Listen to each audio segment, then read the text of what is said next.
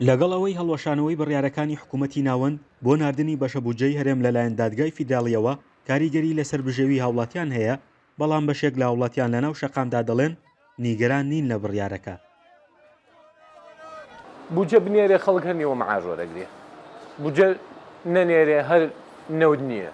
دەگەڕێتەوە بۆ ئەوەی ئەمانە حکوومەتی هەرێم بە حکوومەتی خۆیان نازانن، ئەمان هیچ تەسلیمی ئەو ناکەن هەتاوە شێوەیەکی عەدالەتەوە جێ بکرێ بەسەر هەموو محافەزەکانە.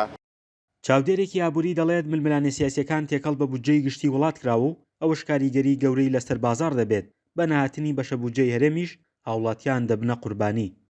لە ئێستا بەوەی ناوکۆکیە سیاسیەکان کات تا ڕادەیەکی زۆر تێکەڵ کراوە بە بابەتی ئابووری داراییەوە، کاریگەری ڕاستەخۆ هەیە لەسەر کۆی جمگە ئابووریەکان بە تایبەتی پرۆژە کەرتە ئابووری گشتیەکان.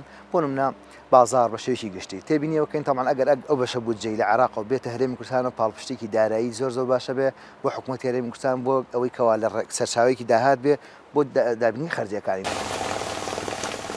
ئەگەرچی لە ڕێکەوتنی ئیدارەی دەوڵات کە پێگەنانی کابینەی نوێی حکوومەتی بەدوای خۆی داهێنا بڕیار بوو بەشە بودجەی هەرێم لەلایەن حکوومەتی ناوەندەوە بنێرێت، بەڵام دادگای فیداڵی عێراق بڕیارەکەی هەڵوەشاندەوە. ئاماژیان بەوە کردووە ئەوە دەچێتە چوارچێوەی یاسای بودجەوە و لە دەرەوەی دەسەڵاتی ئەنجومەنی وەزیرانە.